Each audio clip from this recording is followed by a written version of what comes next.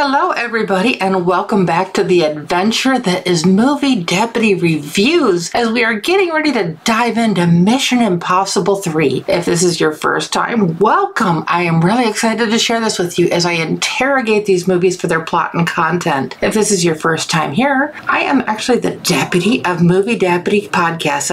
I was the deputy of MovieDeputy.com, and if you go to the website you'll find a lot of great older reviews, but haven't updated it in a while since we've been switching over to the podcast only format. And if you've been listening for the last couple days, you've heard that we've talked about the first Mission Impossible, Mission Impossible 2, and here we're going to jump right in with Mission Impossible 3. This one kind of goes a little bit of a different direction than we've seen before. They almost kind of they're kind of mix the story up a little bit. I think they've really kind of struggled with some of the other movies reaching a wider audience, so they're trying to bring a little bit more romance and maybe a little bit more intrigue into the story, kind of how it's all going. And this one's a little bit more of a mystery to try to figure out.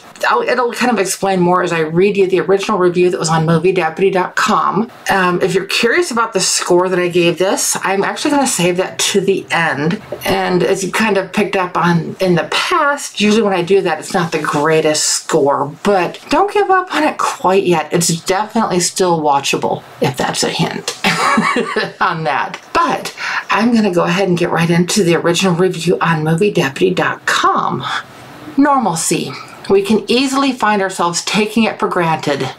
For Ethan Hunt, there is no normalcy. He's trying to get his life on track. He's found the love of his life, yet he can't share the biggest part of his life with her. He continues to be one of the top agents for the IMF. They know he can get the job done at any cost.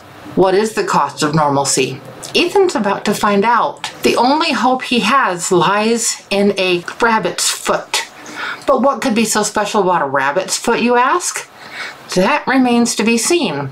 In this third installment of the series, there are multiple errors in the continuity of the story. You literally kind of have to piece the main parts of the story together in your brain to make sense of it. For some viewers, that might be a little bit too much to process. Those that are obsessed with the story up to this point will appreciate the new love interest in Ethan's life, as well as the twists that are in the story itself. Once Ethan finds this rabbit foot, he must jump down the proverbial rabbit's hole to put the pieces together. This is an integral, I can't say that word. This is an integral part of the story let's try that one more time. This is an integral part of the story if they're going to carry it any further. Other than that, it's dull. Now, and a lot of my reviews typically sound philosophical in the way that they're written. This one does not come across as that in the least, because the story kind of jumps all over the place, and unless you're really paying attention to the details, it's really easy to get lost. This love interest, like I said, it almost makes it feel like a bit of a romance playing into that. And the whole thing with this rabbit's foot,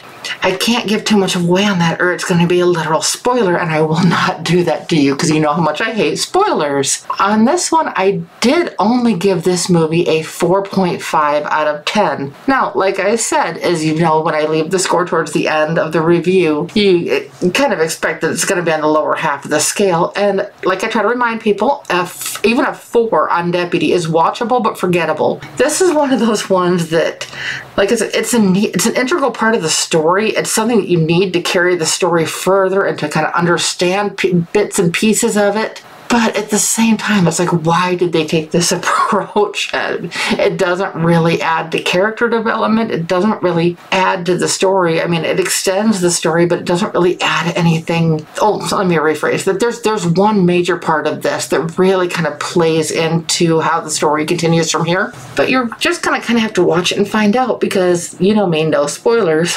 But I know I'm kind of cutting this one a little bit short, but there's really not much else to this one. It's just literally watchable but forgettable. As sad as that is to say. If you're curious, I did give this one a guilty on the whole guilty and innocent thing. Definitely safe for 13 and above.